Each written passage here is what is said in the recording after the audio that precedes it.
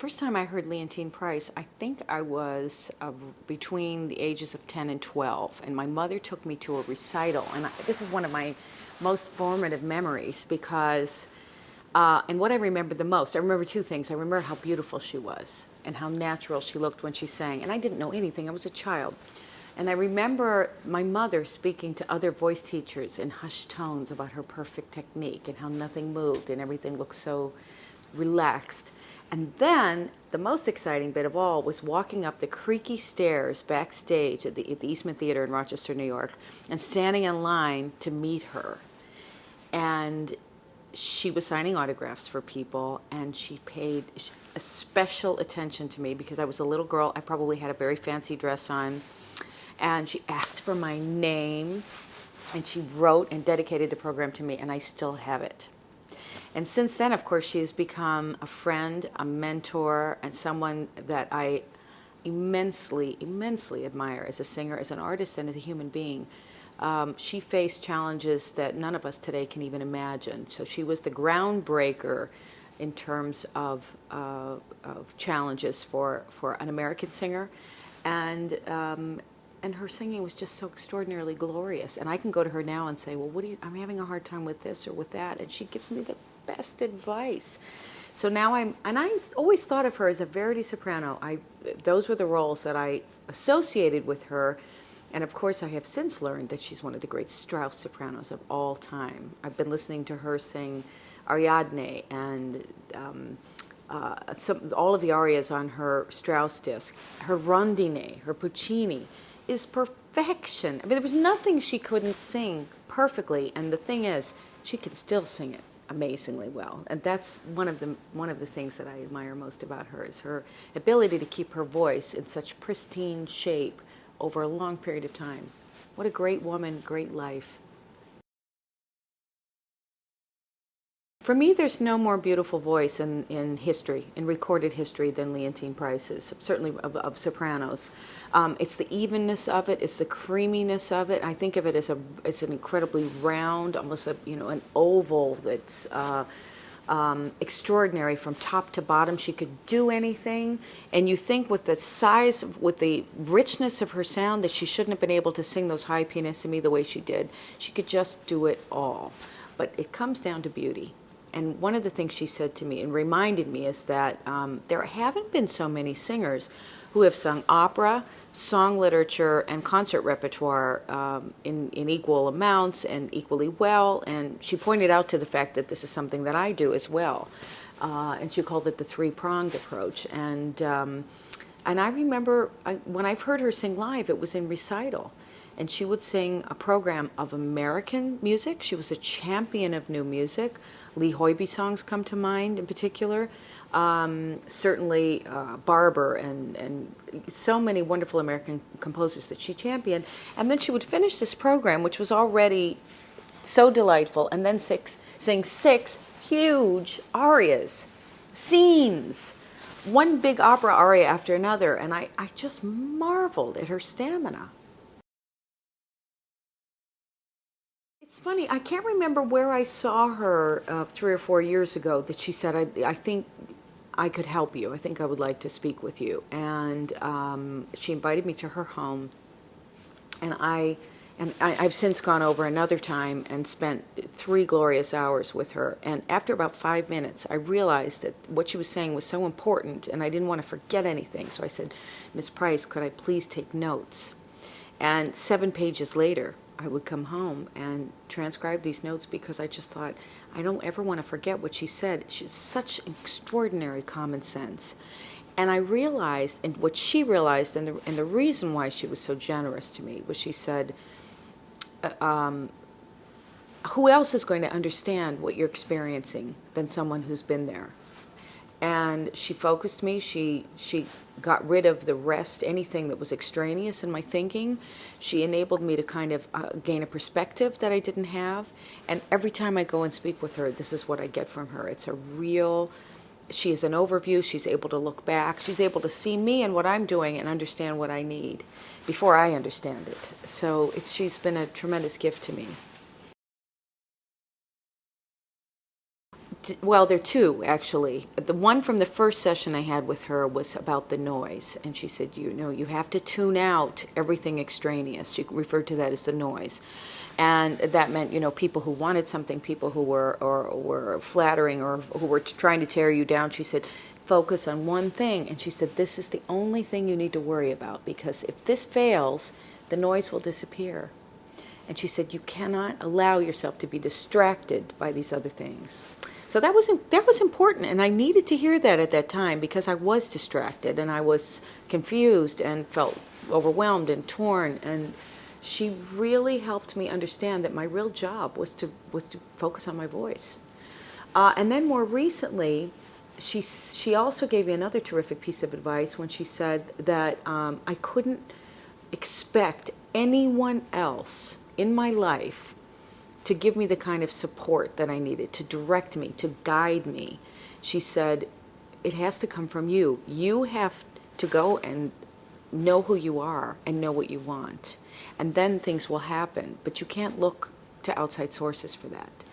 And that's what I mean by her common sense, by the way in which she has a unique way of looking at the world, which guided her. I mean, did she ever make a wrong choice? Not that I know of. Not in terms of repertoire, not in terms of what she sang, when she sang, with whom she sang. She knew who her champions were. She knew what the right repertoire was, and she knew when to leave. She knew when to stop singing opera. She knew that she could concertize for a long time after that and enjoy many, many more years of traveling and recitals. And I just think her career and her singing are set an exemplary example for all of us. As I said, and I believe this, there is no one greater in history. She is there. She is at the pinnacle. It may be shared by other sopranos in history, but I can't imagine that anyone has ever surpassed her. And that had to do with her repertoire being so perfect, with her being so beautiful, and just the quality with which she sang this music in terms of as a singer. There have been people who have concentrated more on dramatic values, who have chewed up the scenery, but she, for standing and singing, what more glorious sound has there been? So that's certainly one. Her legacy as a musician, she's a great musician. Any champion of new works cares about music and doesn't just care about the voice or about singing. They care about music. Her championing American music in particular set a terrific example for me. When I made I Want Magic, because of her, I just assumed that every American soprano made a recording of American music, and I was surprised to find it. In fact, that was unusual. So that's a legacy that informs the next generation. And finally, after Marian Anderson, she was the one who broke very difficult ground for singers of other colors, for singers of other races. It enabled all of us to be on stage together. She had very difficult travel experiences and still kept her dignity and her sense of herself alive, and everyone came with. When I was a Juilliard student, I used to sit on the subway between Queens and New York and just say, Leontyne Price's High C, please, anything to get Leontyne Price's High C. How can I work towards that? And here I am now, decades later. I haven't achieved it. I never will. But that is one of the glorious sounds, I think, in certainly her recorded legacy, is that spectacular pitch that just was so easy for her. And I'm sure she still has it. Now, my first meeting with Carlisle Floyd was when I sang for the Houston auditions for their studio. And this was in early 1988, and he was on the jury. He was on the jury with Scott Hoyman and David Gockley, and he came up and introduced himself to me. And you have to remember, I learned the Trees on the Mountains aria from Susannah when I was about 12 years old. And my mother had to gently steer me away from that for the recital, because it was Give My Baby a Name was part of the text. She said, dear, we'll find something else, I think. And but I loved that piece. I loved everything about it. And when I got to meet him actually after the audition and the happy news was that they said, we really don't have a place for you in the studio. And, my heart sank. And then they said, we think you're ready for the main stage. So when an opportunity arises, we'll call you. And that happened 6 or 8 months later. But meeting him and knowing how supportive he was and how involved he was with the young singers at the Houston Grand Opera made me understand that, a life in music could be much broader than whatever specialization it is that we have. And then to be able to finally sing Susannah in 1993 not that much later, at the Chicago Lyric. That was my debut in Chicago. In a Bob Falls production with Sam Raimi. It went so well. People loved it so much. And then to bring that production to the mat was a real thrill for me. I wish I could just climb up on that house one more time and sing Ain't It a Pretty Night. These are iconic arias for the soprano voice. The piece itself has earned its place in American history, music history, because it's, to my knowledge, been performed more than any other American opera in this country, and will continue to be. It will keep its popularity because it's so well constructed. And I mean, to think that he was so young when he wrote that, it was I believe, his first opera, and has achieved so much success. The character of Susannah has this terrific hope and sense of future and sense of wanting to leave where she is and see the wide world. And we all can relate to that. And that's been a commonality with a lot of great American characters. That's travel fever and wanting to do great things. And her hope is completely shattered with the small-minded behavior of the three men. And of course, this is based, Susannah and the Elders is a story in which many, many great paintings in history are based. So it's a theme that we've seen before. And then, of course, they feel shame, and so they blame her. And her life is destroyed. So it's a tragedy, but moving it to the where he does in America makes it fresh and makes it something gives it a small town flavor that everyone can relate to. Carlisle Floyd's music has a directness to it. There's a richness as well. It still has a tremendous amount of color, passion. It carries qualities of the great Verismo repertoire of the early 20th century. And then he opens up the harmonies and gives it a much more American colloquialism, because they're kind of hoedown. There's hoedown music in it. There's The Trees on the Mountains is a folk song. It's a strophic piece that has very much the bones of a folk song. So he marries the two sensibilities, I would say, that late romantic Western European music with an American openness. Well, this was the other interesting thing about Susannah, particularly as a first-time effort, is that the vocal writing is logical and organic. The pieces, tessitura is one of the most difficult concepts for a young composer to fathom, which is where the median range of the voice comfortably lies. And he already had that. The other thing I find young composers struggle with is the difference between lyric and declamatory writing. I get pieces that are either too declamatory, where people are simply speaking on pitch, and pieces that are too lyrical, where there's just not a break in this kind of sense of constant linear writing. So he somehow, in his first effort, managed to capture the right balance between those two opposing forces. Carlisle Floyd as a person is so humble and so down to earth. You have no sense at all of his accomplishments, of the success of his piece. He is more prone to telling you how great you are. And this was from the very beginning when I met him, that he's just very generous spirit, and he's and again, the support of young singers that he has always given, the way he's willing to coach, the way he's willing to talk people through things, to come and help and be helpful. And he's written a lot of opera. He's written a lot of music. So he's had a prolific career as well. So all of those things add together to make an extraordinary man.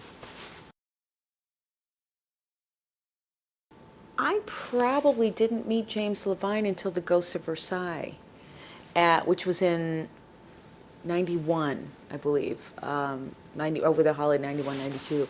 And this was an enormous work, and I played the Countess, Almaviva, in the piece, had some lovely lyric music.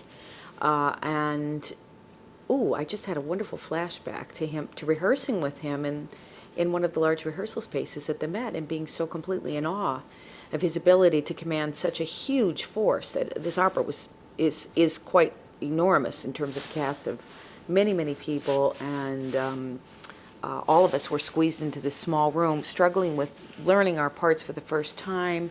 There was a tremendous amount of complex ensemble writing in the pieces, and for him, that was nothing. He was able to just simply keep his head above water, very calmly and coolly. I never have ever heard him lose his temper, just direct all of us and aid us through this process in a positive way. He's a terrific cheerleader in that sense. He really understands not just the voice, but singers. He understands musicians, the respect that we want and crave, while being in a collaborative environment, and yet there's never any question that he's in charge. The thing that most amazes me about James Levine is his place in history. I cannot imagine another precedent for someone who has kept a spark going in one city over 30 years with continued integrity and the highest possible quality of music making, and the entire city, the audience, the public, journalists, critics have been with him every step of the way. He hasn't had really the ups and downs that one expects with a long-term career. And to do this in one place at the Metropolitan Opera, I don't know of anyone else in history who's accomplished that. I auditioned for him actually for the studio when I was a Juilliard student at the recommendation of Larry Stair, and didn't get anywhere, and of course I don't really know why, but the rest is history, and I did eventually find my way. He loves personalities, and I think he loves musical personalities and voices that have personality. He is not a person who is looking for perfection. I think he wants color, and I think he wants to have someone be distinguished in terms of interpretation. And he likes voices, I think, which also have a lot of color in them. And he's always encouraging me to keep that vibrato going. He said it's okay for Strauss, but generally speaking, he wants a lot of color in the sound. But he really does understand singers and what we need. He knows when to move something. He knows instinctively when to give us time. And the other amazing thing about him as a musician is that he's capable of keeping the very largest forms in hand. A Wagner opera, to maintain control over a large, long symphony or a Wagner opera or any long opera, takes an extraordinary mind. And he has one of the greatest minds in the business, and has for decades. One of the other things I really admire about James Levine is his commitment to new music, and to music which is not always embraced by the public at large, but which inspires him. And we performed recently a new song cycle which was written for me this past season by Henri Dutilleux. And to watch him, now I had worked on it over time because I premiered it in Japan, but to bring it to Boston with James Levine was such an interesting exercise in musicianship, because for him it was just, it was so easy.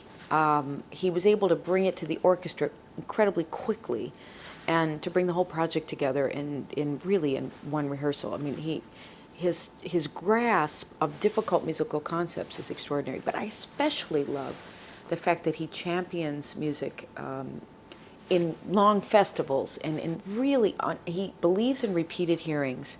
And he said he's not a repeater. He is somebody who likes, if he finds something he likes, he wants to do it.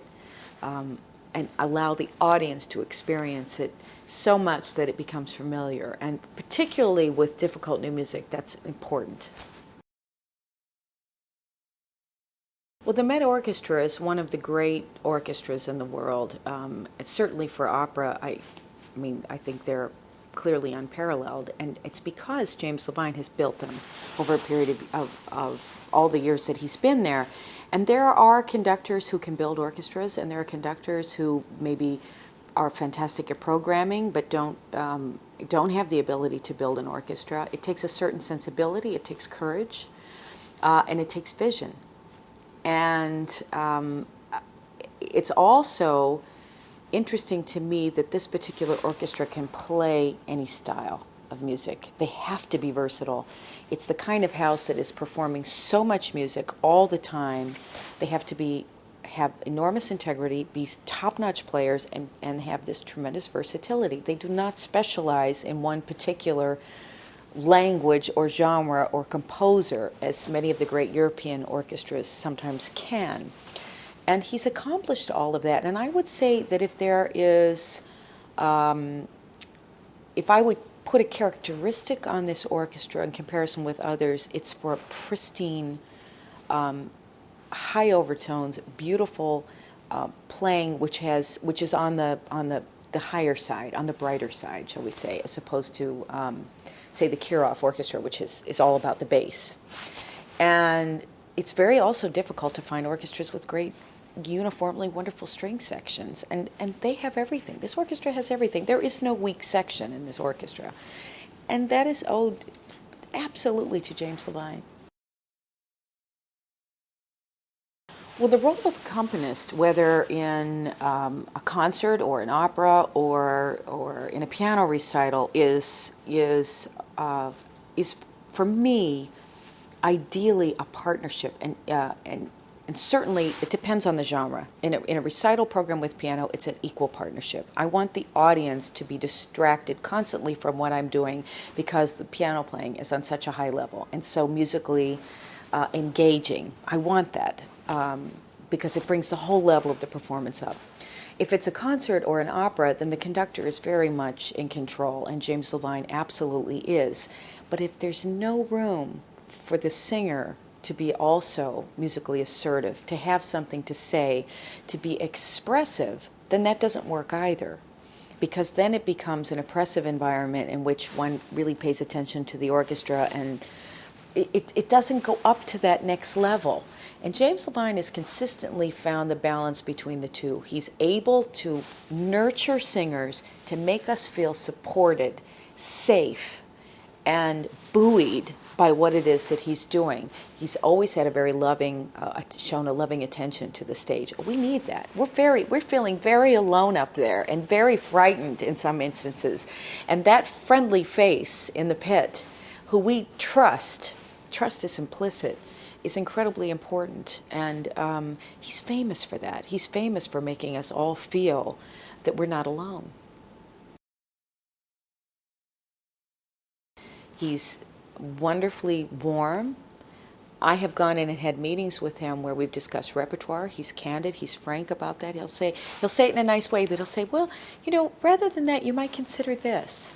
And that's part of the nurturing, is to guide. He's very interested in his young singers and making sure that they are guided and directed in the right way, both in terms of repertoire, in terms of performing opportunities. He's worked with many studio members and allowed them to have opportunities, even if they weren't ready for them. And this has been throughout history. The conductors say, I can help you through this. They still are able to take risks and try things, and there is no success in music without risk taking. I've taken many after the fact crazy risks, and those are the moments when I've gone up a step. We have to do that, and he helps people do that, and he helps them do that in his own house. He doesn't say, go somewhere else and try that, and then if it goes well, we'll call you. No, he allows them and enables them to do it at the Met. My very first recording was with James Levine, and it was Berg. It was the Lulu and Wozzeck scenes, which I think most people don't even know I did. I was very young, and this was for Sony, and I think it was in 1991. I was a raw beginner, and give me that opportunity to sing music that was so out of the mainstream for this particular audience, but that I loved. I've always been a huge fan of Berg. And then to say to me, sit me down and say, you know, you might want to sing Marie someday. At the very end of your career, you might find that it's something that you could enjoy doing just for the love of the piece. He's planting that seed in me when I'm that young, and I've never forgotten it.